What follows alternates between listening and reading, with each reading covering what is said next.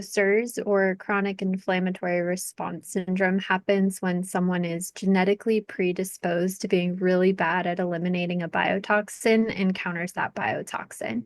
And there are a lot of different biotoxins. I would say the most common one is probably mold.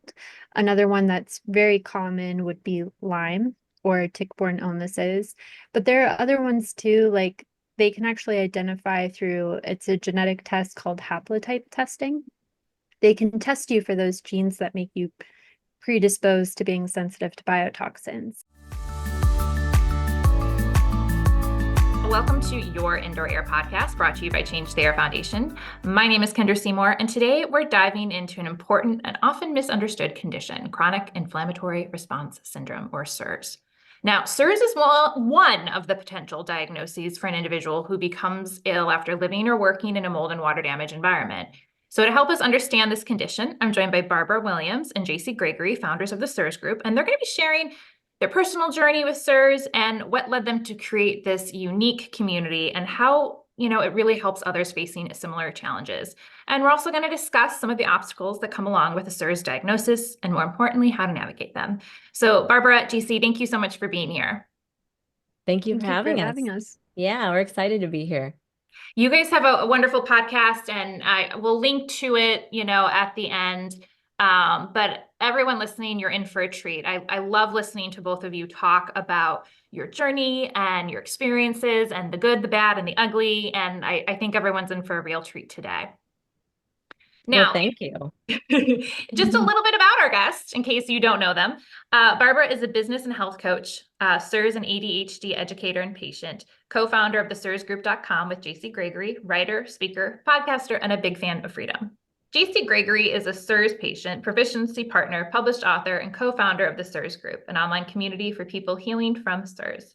After trying to resolve an autoimmune disease that left her blind and immobile through a carnivore diet, she was finally given a CIRS diagnosis that allowed her to begin healing from biotoxin exposure. Through the Shoemaker Protocol, limbic retraining practices, nutritional therapies, and a spike protein protocol, she fully resolved her symptoms. Today, she continues her CIRS journey by passing the torch on to other patients through educational online resources and support. So awesome. Like I said, listeners, you're in for an awesome treat. But before we jump in, because we have so much to cram into this 30 minutes, I do want to take a moment to thank two of our sponsors. At Change the Air Foundation, we really are so blessed to have the support of companies who really understand the importance of healthy indoor air and go above and beyond, not only to help their clients, but to raise awareness and support our mission. So thank you to HNST Mold Inspections for being one of our corporate partners. We truly appreciate you. And if you want to learn more about our sponsors, head on over to our website, changetheairfoundation.org, and click on our corporate partners tab. So I'm going to jump right in, and this one, disclaimer for everyone, we know that you ladies are not doctors, and we're not diagnosing anyone for the purposes of this conversation. But for anyone who may be new to this, let's orient everyone. Just give us a high-level overview. What is CIRS? So CIRS, or chronic inflammatory response syndrome, happens when someone is genetically predisposed to being really bad at eliminating a biotoxin and counters that biotoxin. And there are a lot of different biotoxins. I would say the most common one is probably mold. Another one that's very common would be Lyme or tick-borne illnesses. But there are other ones too, like they can actually identify through, it's a genetic test called haplotype testing. They can test you for those genes that make you predisposed to being sensitive to biotoxins. And some of them are for vaccines. Some of them are multi-susceptible, meaning any of the biotoxins can trigger your chronic inflammatory response syndrome. Regardless of your genes, though, once CIRS is triggered, you can be sensitive to any of the biotoxins. Yeah, I think that is one of the maybe points of misunderstanding among the community, that it's mold only, but it really can be more than just that. I think even a spider bite. It's been a while since am I right? Recluse. Yeah. Yes. Yeah. Okay. It's been a while since I've dug into this. Some of our listeners know that when we first started our journey many, many years ago, there were very few resources online, but we were lucky enough to stumble upon Dr. Shoemaker. And I think at the time it was like 12 practitioners, and one of them lived 30 minutes away. So we were very grateful to start our journey there. but being so far removed from it now, I have to dust off the cobwebs to remember some of the finer details. So we are proof, though, that you can heal and go on to be healthy. So let's talk a little bit about what led you guys to create the CIRS group, because it's very personal for you. I don't know who wants to go first, but I would love listeners to just get a chance to know a little bit about what led you both to create this community. Well, first of all, Jacie and I started as best friends. Well, we didn't start there, I guess. We met and then formed a friendship through carnivore, really. That's, we were both doing carnivore to heal and support our health and all that fun stuff. And after about a year of doing carnivore for me, I still had GI issues and I couldn't understand why. And then for Jacie, I won't speak fully for her, but she experienced a real dip in her health. That's putting it mildly, mind you. And we ended up getting diagnosed with CIRS within like a week of each other, which was fantastic, not in and of itself, but it was nice to have that support system immediately. We remember, emailing each other our test results back and forth. Like, can you can you help me like figure out what this says? Am I reading it right? Like all that fun stuff. And we realized in the process of doing that, and the more we learned about how complex this illness is and how complex the treatment is, that we were so thankful to have each other for support and guidance and all the good things, that we wanted there to be a place for other people to have that kind of support. And, there wasn't a ton of patient-facing information online even then. This was 2022. Yeah. So even then, there was limited information online. And if there was information online, it was directed towards doctors, which can be very dense and heavy and hard to get through, especially if you have brain fog, which is a common symptom of CIRS. So that's kind of where we found our calling to create a group and, start spreading the word. If you've been doing carnivore for any number of years or months and you're still not better, like us, maybe this is an answer for you too. And so that's kind of where it came from. You know what is so interesting about that is I think that elements of your journey highlight what happens to so many people. Most of us go through like a whole laundry list of other conditions we're exploring, various specialists and doctors, and oh, maybe it's this, just food allergies. Maybe it's just this, maybe it's this. And it's very uncommon for people to connect those dots early on in the journey, which could save them time and energy and money, which is why I think what you're doing is so important, because someone can hear it and like identify themselves like in what's going on. Yeah, we hope so. Now, the other thing that you said too, and Jacie, I don't know if you guys relate to this, when you're diagnosed with something that is so, I think, misunderstood or not as widely accepted, it feels very isolating, right? Like, did you have any problems with friends or family during this time, like understanding your symptoms, believing your symptoms? Was that part of this at all? Yeah, I mean, for me, at first, it was me not accepting the diagnosis. Somebody told me about CIRS, and I kind of looked in the Pandora's box of CIRS, and I was like, nope, that's not me. I have an autoimmune disease. And so it took a few hours, and by few, I mean like 20 hours of research over a weekend to really get on board with CIRS. And since then, it's been a matter of getting my family and friends on board with CIRS. And I think that CIRS is a blessing as much as it is, I don't even want to say curse, but it is a blessing because it highlights to you the most important things in your life and the most important people in your life and the people who will be there for you through thick and thin. For me, I got sick in my family home, living with my family, and this is a genetic issue. So I know that my family also has CIRS, and my mom has always had like these really random, undiagnosable health issues that she's never really been able to resolve. And so it's been a really difficult thing to watch her be unwell and have that key and for her to not accept it. But I do think there's something to like being too close to a person to be the person who gives them that information. And so that's why I'm so grateful for, Change the Air Foundation and other resources providing information, because I think sometimes the people who are closest to you are not going to be the ones that receive that information. They have to get it from an outside source. Yeah, I mean, the dynamic that goes on in a home with like multiple people, especially when they're related, with if they're having different symptoms or someone's not as sick, like maybe someone's traveling all the time and someone's home, or little children, and they think, listen, if this were mold or microbial growth or something related to my home, like we'd all be sick in the same way. And so like it's really hard. And then not only are you dealing with people who aren't feeling well, then you have the bigger issue of, well, how do we find the right treatment and how do we fix our home? And it's so complex. So we'll get into a little bit of that later. But let's start with then, because I think this falls under like a similar vein of like kind of coming to learn to accept that this is impacting you, the air in your home, mold and water damage, and that this, condition and diagnosis line up with you. But what are some of the biggest misconceptions like you're seeing, either through your own experience when you were learning about it, or when people are coming to your group for support and they have questions? What are there some common themes that you're seeing there in terms of misconceptions?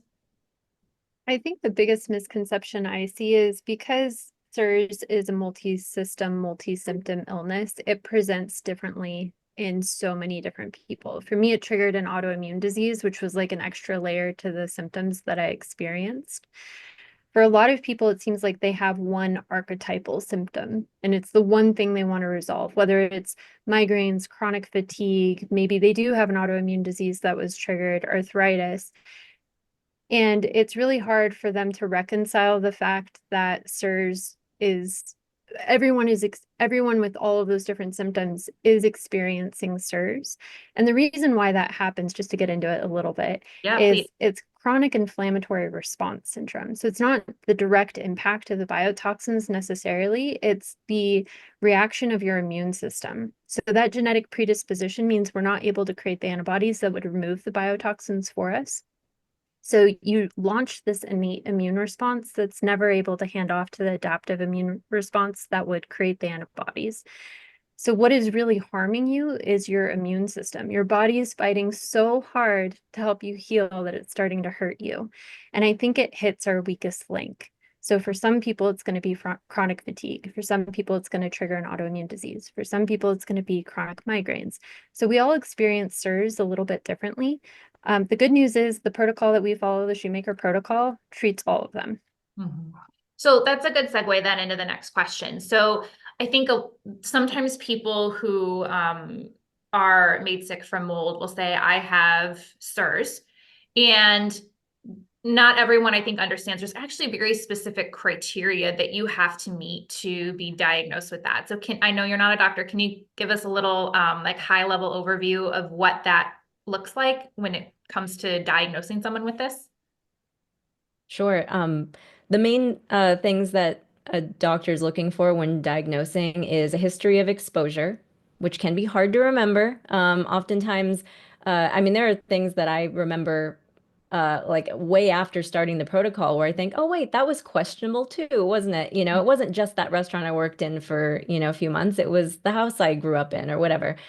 Um, and then the innate immune system blood markers Jacie was just talking about, it's a specific set of blood markers that most doctors don't think to check when you've got issues going on. Those are the ones that need to be checked to see if they are either elevated or out of range. And then, of course, another thing that's less reliable, but I think a lot of people find good use out of it is failing the VCS test or the vision contrast sensitivity test, which is available online. The military uses this test. It basically can help you determine if you have so much inflammation that it's hard for you to see very fine contrast in lines. It's a weird test that doesn't seem like it should work, but for a lot of people it does. That said, there are some people who can pass it and yet still be sick with CIRS. Jacie, I'm sure I missed something. Yeah, I was gonna say if you want kind of a low point of entry, if you're not quite sure if CIRS is your thing yet, there are these symptom clusters you can look at. So it's a How bunch did of I this. miss the symptom clusters? I'm so mad at sorry, go ahead. It's it's all of this, not all of the CIRS symptoms, but it's the statistically significant CIRS symptoms arranged into 13 clusters.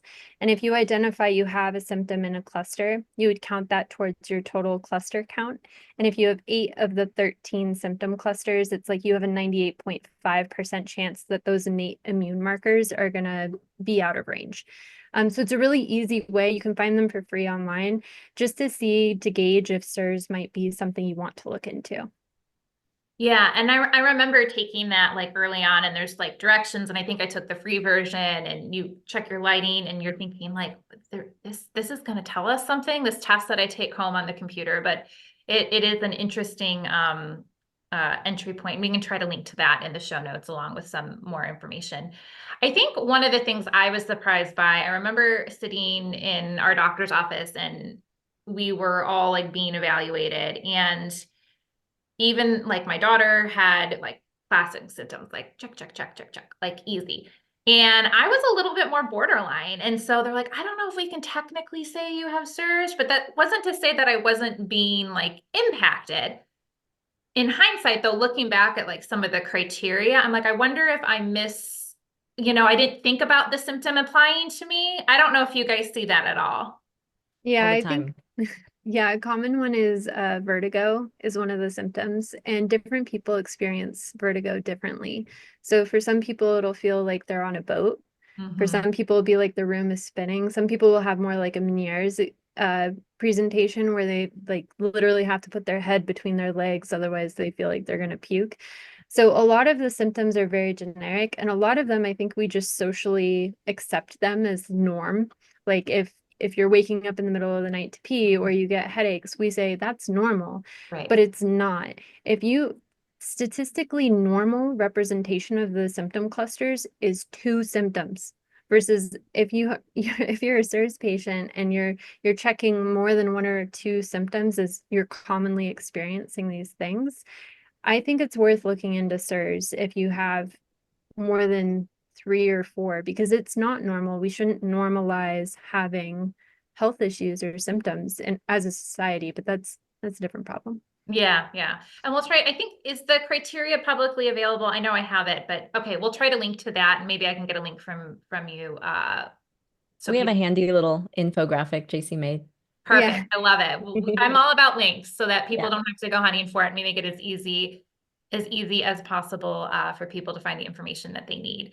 So let's kind of shift now to, what does the actual treatment look like? Because I think this is one of the overwhelming parts. It's not as straightforward. Sometimes it feels like it's 2 steps forward, 1 step back. But generally, what is the treatment for CIRS following the Shoemaker Protocol?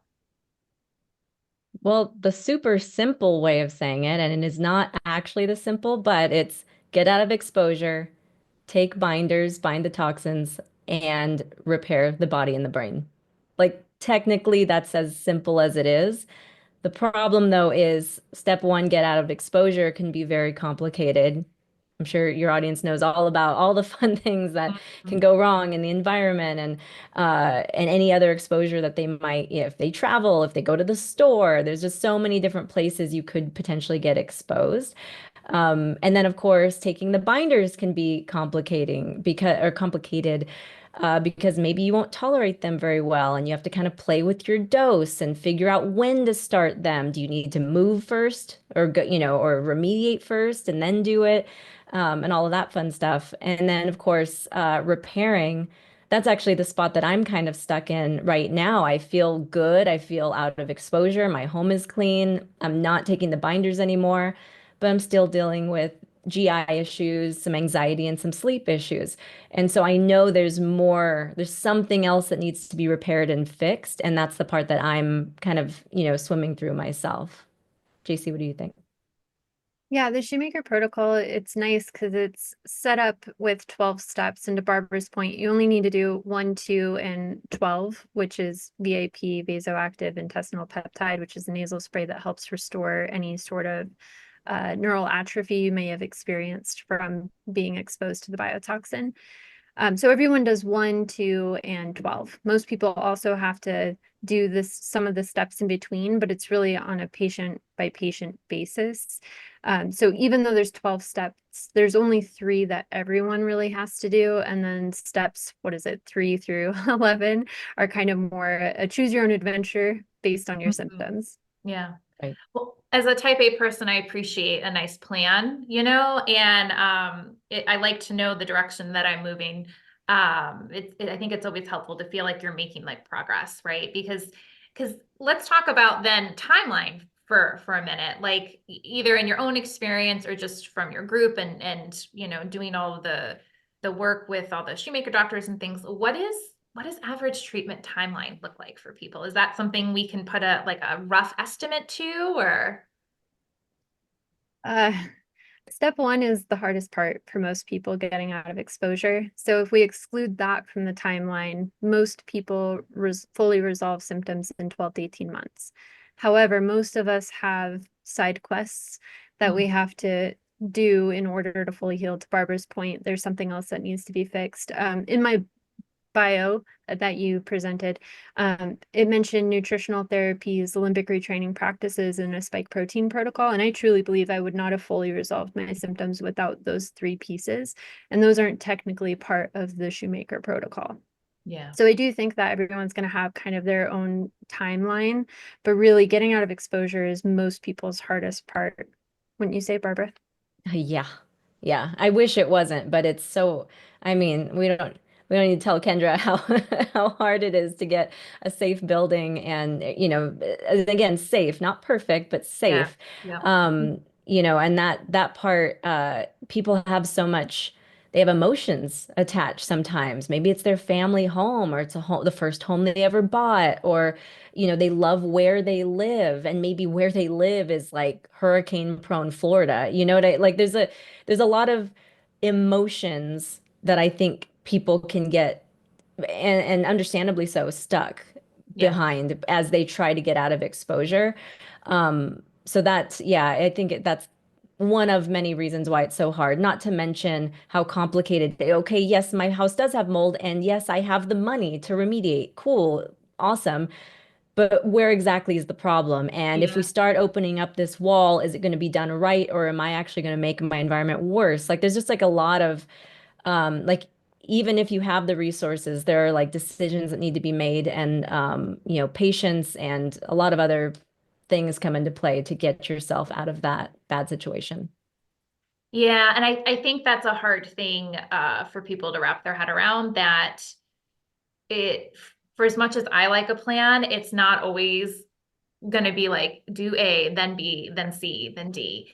And it's even if you make a plan, it's not always going to go accordingly. So like I love that you brought that up about starting with making sure you're in the healthiest place possible. It doesn't need to be perfect, but we're not going to get into the for the purposes of this episode. But if this is your first time listening to our podcast, if you want to know about the inspection and remediation side, we have you covered. Head on over to changetheairfoundation.org, click on our resource tab.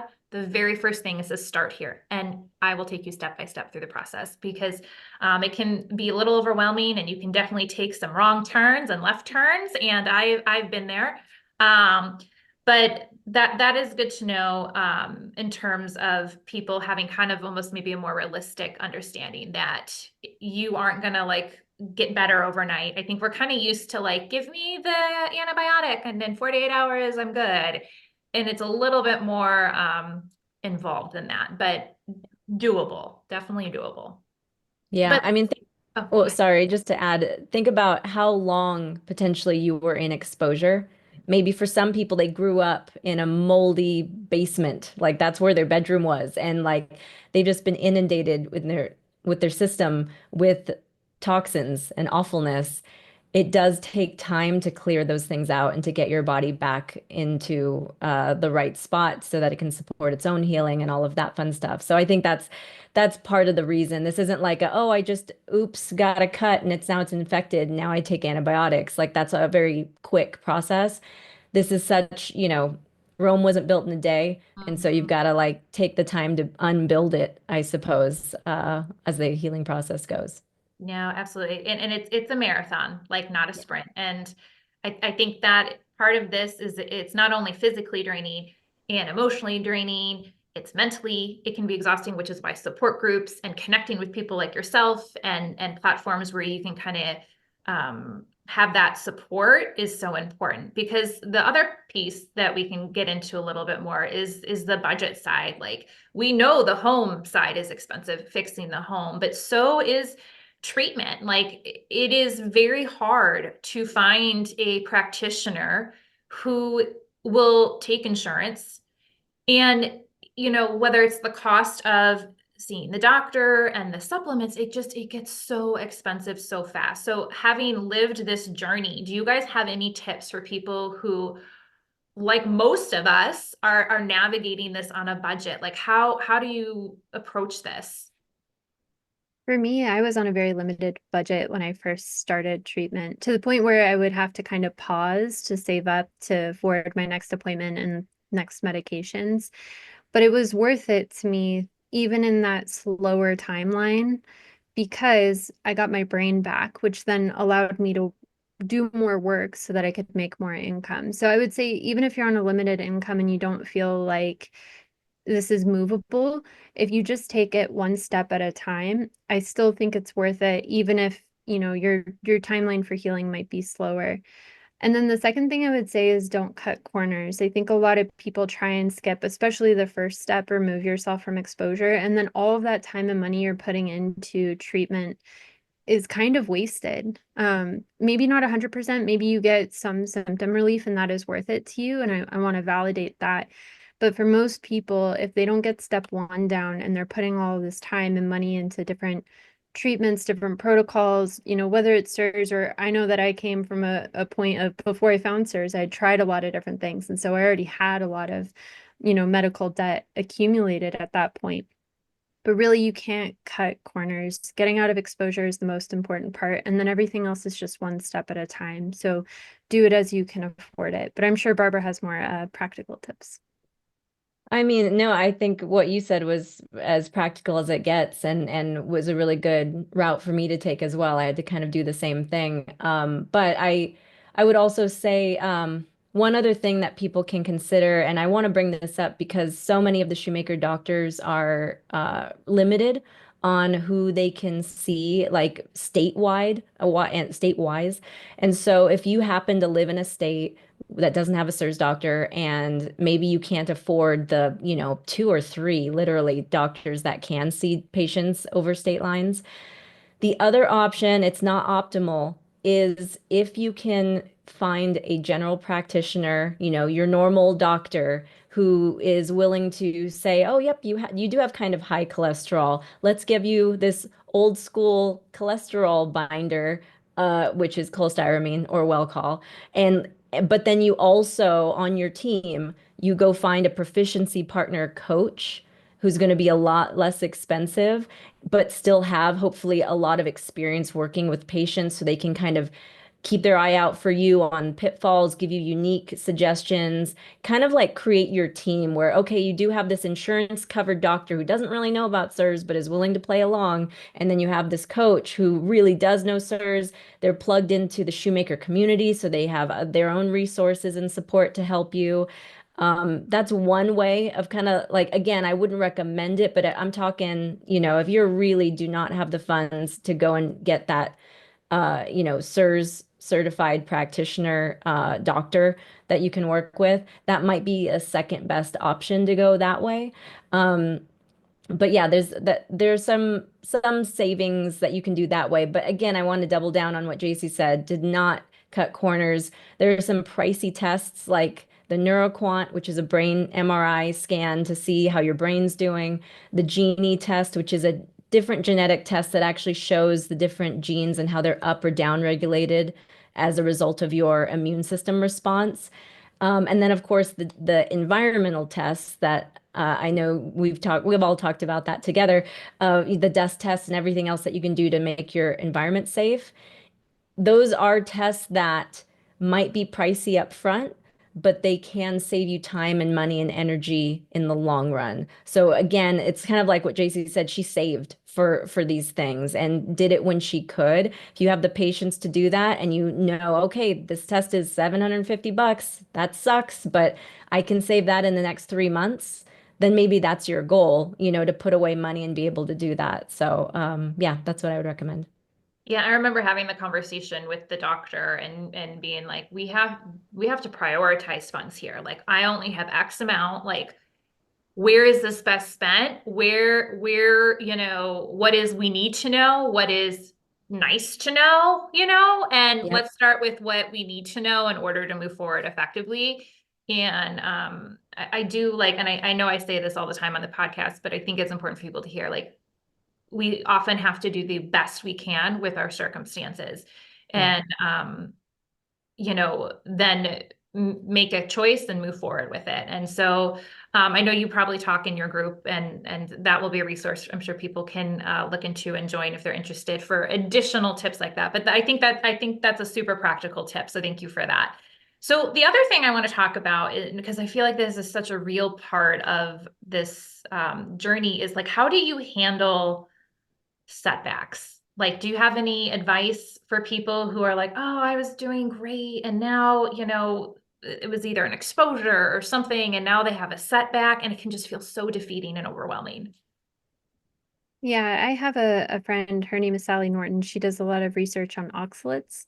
And I had the pleasure of listening to her talk at a retreat last year. And one of the things she said was, when you've been sick for a long time, it's like you're climbing Mount Everest. And if you were to take an elevator to the top, you would die. Your body wouldn't acclimate to the new altitude. You'd be starved of oxygen and you would die. So most mountains are set up with switchbacks. The incline isn't too high and you go back and forth and back and forth. And so I like that imagery in the context of any sort of healing journey, but especially CIRS, because even if you feel like it's a setback, maybe it's just a switchback. Maybe you're still doing a little bit better than you were before, and you're just revisiting kind of the same point. It's a Buddhist principle too that we learn in circles, and it's concentric circles spiraling up, but you're going to hit the same point over and over again until you learn that lesson. And so, to your point, when you were saying it's nice to have a plan A, B, C, D, I do still think the Shoemaker plan is like that. However, and I would say the most common thing is maybe you've gotten your home to a safe place and then you have a water intrusion event. So maybe you went A, B, C, D, A, A, Yeah. B, C, D, E, A. Hmm. And that does tend to happen to people. And I think just having the expectation that it will happen, Yeah. setbacks will happen, plateaus will happen. That's a normal part of the healing journey. And then in terms of like a practical tip, if you're doing the Shoemaker Protocol, a really great tool is the Genie, which, to Barbara's point, shows the up or down regulation of genes depending on your immune response. If you get to a point where you've hit a plateau, doing something like and you think your environment is safe and you're not quite sure what to do next, doing something like the Genie can be really helpful because it can indicate what you need to look into next, whether it be, a tick-borne illness you didn't realize you had, or maybe you're having some metabolic issues. That test can be really helpful in case of plateaus, but I'm sure Barbara has other tips here. I mean, mine are probably a little bit more fluffy than what you said, because what you said was beautifully said and practical. But really, patience, therapy, an understanding doctor, friends like Jacie, and community. I know some people, we to it earlier, but if you are the only person in your house that's really, really sick from the home, you might feel pretty isolated in that situation. And thank God for the internet. It has its flaws, but thankfully we can connect and calls like this on Zoom and in online groups and communities and with coaches and all kinds of things. So I think, again, that's why we started the CIRS group. It's a place where when you go there, we don't even have to like say, hey, I have CIRS. Like it's just kind of assumed. And everyone's already talking the same language. We can start talking about SPMs and, oh, what's SIBO? And like everyone knows what that is already. So that can feel very validating. Sometimes we'll have members just post in the group like, hey, this thing that sucks just happened. And we're all there to be like, hey, this is temporary. You're going to get through this. I'm so sorry. This sucks. And it's nice to have people who can validate your experience. They're not questioning you. They're not telling you, why didn't you do this better? Or why, why are you still sick? It's none of that crap. So I think that is really important too. But yeah, just to add to what Jacie said already. No, I love that because I think I've explained it to people before too. Like, and I think they don't want to, at least from the home side, they think, okay, I've dealt with the water damage and mold and bacteria and everything. I am done now. And the reality is that at some point in some home that you live in or building, something is going to go wrong. And they think, oh my God, I can't go through this again. And I always explain to them, like, you're not starting from scratch though. Think of how much more you know. You can find these issues faster. You can make smarter choices with who you hire and who you don't hire and how you address them. Even in my current home, I've had issues, and I'm not gonna lie. I will freak out for a moment, and all of a sudden I will feel like it's 10 years ago, and literally everything falls out of my brain. I'm like, oh my God, what do I do? And I allow myself that moment of panic. And then I take a deep breath. I'm like, all right, we'll dig into this and we'll get it taken care of. And it's a little less overwhelming because I have that like knowledge and expertise. So even with the health side, okay, so you have a setback. Well, then you back it up and you know where to start. And it's so much more knowledge and experience. And I've had to learn what to do by learning what not to do a lot. And I don't know if you guys relate to that. It's one of the reasons why I co-founded Change the Air Foundation. I want people to learn from my mistakes and hopefully get to their destination faster and without spending as much money as I did. But I'm going to steal that analogy about Mount Everest. I think that's incredibly helpful. So as we wrap up, I want to send people down a rabbit hole, Jacie, to steal your language. Like, what have you found to be some of the most helpful resources regarding CIRS? Like, if people kind of wanted to dig into this, if people wanted to connect with like a CIRS doctor, can you share some resources for us? Absolutely. So if you're looking for a Shoemaker certified practitioner, the best place to find one would be survivingmold.com. They're listed out by state. So if you have one in your state, that would be the ideal solution. But to Barbara's point, there's 2 or 3 that see patients out of state. And then there's a few practitioners that are Shoemaker certified, but they don't pay the fees to stay listed on the site. And in that case, joining a community like the CIRS group is great because we have knowledge of those practitioners beyond what you see on Surviving Mold. So the CIRS group is a community of people who are healing from CIRS. We also have a free podcast. It comes out weekly-ish, mostly weekly. So you can check us out on YouTube, Spotify, wherever you would listen to podcasts. And then we also have an Instagram, the CIRS group, where we share infographics like the symptom clusters and where to do the BCS test, stuff like that. And then personally, one of my favorite resources is CIRS Lab as well. They produce a lot of content. It's very educational by a very experienced CIRS patient. Barbara, Yeah. I'm sure I'm missing some. I mean, those are all my favorites, but also, I mean, do we need to tell the audience about Change Their Foundation's amazing resources? I mean, you already plugged it earlier, and I'm not just saying that. We love directing people there. That start here button, and just to be able to go through and make all the complications of remediation and environment cleaning more simple and easy to understand. It's just so perfect. So that's another favorite resource we love to plug. Well, thank you. Yeah, we aim to be there to help you heal your home so that whatever healing method you choose, it is most effective because it does start with making sure you're in a healthier home. And I will give a little plug back to you guys.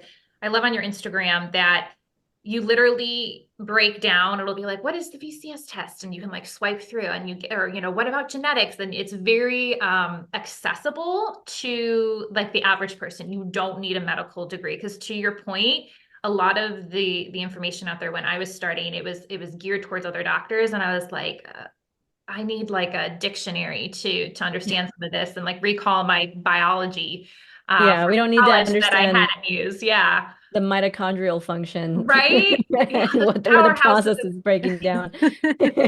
yeah. I remember side note, my kids were at like a play date thing, it was the music thing they were watching, and I was reading some like CIRS research, and they're like, "Oh, are you going back to school to be like a doctor or a nurse?" And I was like, "No, just trying to figure out what's going on with our health and our family." And because they're probably thinking, why would somebody read that just for fun? But um we'll link to all of those things that you guys mentioned, and the podcast. And the podcast is great because your episodes are short, so I feel like I can listen to them while I'm unloading the dishwasher or watching the dog, and I get a great takeaway. You guys have wonderful banter. So thank you both so much for being here. I can't thank you enough, and for doing what you're doing to support those going through this journey.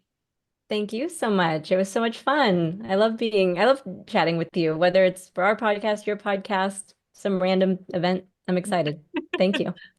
Right back at you guys. And for everyone listening, if you found this information helpful, please head on over to changetheairfoundation.org and sign up for our newsletter, because it really is the best way to get great information like this directly to your inbox. We'll see you next time. Thanks so much.